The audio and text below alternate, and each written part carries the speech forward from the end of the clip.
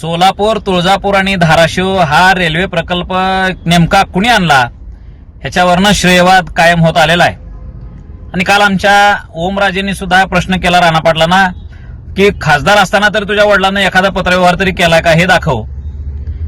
आता ह्या प्रश्नाचं उत्तर ते कधी देतील माहित नाही, परंतु नेमका कोणाच्या पत्रावर हा प्रकल्प मंजूर झाला या बाबतीत उत्सुकता जिल्ह्यातल्या जनतेला नक्कीच आहे. आणि मी तुम्हाला आत्मविश्वासानं ठामपणे सांगतो की ह्या धाराशिव जिल्ह्याच्या रेल्वे प्रकल्पाला सोलापूर, तुळजापूर आणि धाराशिव ही मंजुरी जी मिळाली ती केवळ आणि केवळ छत्रपती संभाजी महाराजांच्या पत्रामुळे मिळालेली आहे. कारण मी त्यांचा सचिव होतो, कोल्हापूरसाठी आम्ही काही प्रोजेक्ट मागत होतो, रेल्वेच्या अनुषंगानं सुरेश प्रभू साहेबांची भेट ठरलेली होती आणि त्यामध्ये मी महाराजांना एक परत विनंती केली की महाराज आपल्याला अंबाबाईसाठी काहीतरी करावं लागेल, तुमची ती कुलस्वामीने आहे, माझी ते नगरी आहे, मग माझं ते तुळजापूर तालुका आहे, माझं गाव आहे. मग महाराजांनी म्हटले की नाही मी 100% आपण करू, त्याचं एक पत्र तयार करा. आणि अशा पद्धतीनं आम्ही सुरेश प्रभू साहेबांकडे संभाजी महाराजांचं पत्र घेऊन गेलो. महाराजांनी तिथं अत्यंत आग्रहानं तिथं मागणी केली. त्या काळामध्ये केंद्रीय मंत्री सुरेश प्रभू साहेबांचे पीएस आपले प्रवीण गेडाम साहेब होते आणि प्रवीण गेडाम साहेब ह्या धाराशिव जिल्ह्यामध्ये त्यांनी आपलं कर्तृत्व गाजवून गेलेलं आहे. आपल्या जिल्ह्यातल्या अनेक म्हणजे पॉप्युलर अधिकाऱ्यांपैकी ते राहून चुकलेले आहेत आणि त्यांची आत्मीयता आहे धाराशिवसाठी. मग नेहमी प्रवीण गेडाम साहेब मला फोन करायचे, योगेश फिजिबिलिटी रिपोर्ट आपला निगेटिव्ह आहे, त्याला पॉझिटिव्ह कसं केलं पाहिजे. मग ह्या संदर्भानं उत्तर तयार करण्याचं काम आपण त्यावेळेस केलेलं होतं. मी स्वतः मला करायची संधी मला बसतभागी मिळालं. हे श्रेय हे प्रवीण गेडाम साहेबांचं सुद्धा आहे. आपल्या धाराशिव जिल्ह्याला हा रेल्वे प्रकल्प यावा म्हणून अजून एका माणसानं मेहनत केली, ते म्हणजे डीआरएम आणि केंद्रीय मंत्र्यांचे ओएसडी म्हणून होते नरेंद्र पाटील साहेब. हे कधी काळी सोलापूरला डीआरएम होते.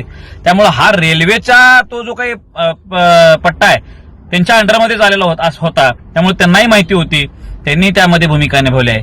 सोलापूर, तुळजापूर आणि धाराशिव हा रेल्वे प्रकल्प जर कुणामुळे आला असेल तर ते देशाचे पंतप्रधान नरेंद्र मोदी साहेबांमुळे. 2014 मध्ये त्यांनी जे आश्वासन दिलं होतं ते त्यानंतर ते रेल्वे तुळजापूरच्या सभेत आश्वासन दिलं होतं कि माँ तुलजा भवानी की नगरी को रेल्वे के नक्शे पर लाना है की नाही लाना है. तर सगळ्या जनतेनं म्हणलं होतं लाना आहे, पण 2014च्या नंतर फॉलोअप घ्यायला इथला कोणी प्रतिनिधी नव्हता. त्याच्यामुळे ती संधी आम्हाला मिळाली आणि आपल्या राज्याचे मुख्यमंत्री देवेंद्र फडणवीस साहेबांनी सुद्धा या प्रकल्पासाठी खूप वेळा बैठका घेतलेल्या आहेत. त्यामुळे त्यांचंही मोठं श्रेय आहे. 2018 मधल्या आमच्या बातम्या आहेत, म्हणजे माझ्या व्यक्तिगत योगेश केदारच्याही बातम्या त्या 2018 मधल्या आहेत. त्यामुळे त्यावेळेस काय राणा पाटील आमदार नव्हता ना ओमराजे खासदार होते. मग ह्या दोघांचंही ते श्रेय नाही, तर हे श्रेय छत्रपती संभाजी महाराजांचा आहे. एक छोटासा रोल आमचाही त्याच्यामध्ये आहे.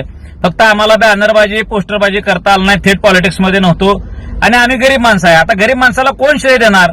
या प्रस्थापित जे कार्यकर्ते यांचा ढोल वाजवणार, मग ती एकमेकाच्या भावकीच्या भांडणात आपल्याला काय कळत नाही.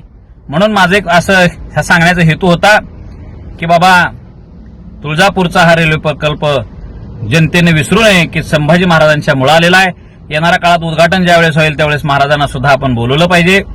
शिंदे साहेब तर असणार आहेत उपमुख्यमंत्री म्हणून आणि देवेंद्रजी असणार आहेत, नरेंद्र मोदी सुद्धा असतील आणि आमच्यासारखी लोक कुठेतरी सभेत ज्यांनी हा प्रकल्प फॉलोअप घेतलाय कुठेतरी लांब बसून हा आम्ही बघू. आमच्या पिढ्यांना तरी अभिमान वाटेल की आमच्या बापानं काहीतरी योगदान दिलेलं आहे. आता हे लोक आम्हाला श्रेय देणार नाहीत कारण आम्ही कुठल्या पदावर नाही आणि पदावर नसताना सुद्धा आम्ही हा प्रकल्प घेऊन आलोय, ह्याचं समाधान आमच्या आयुष्यभर आम्हाला राहील.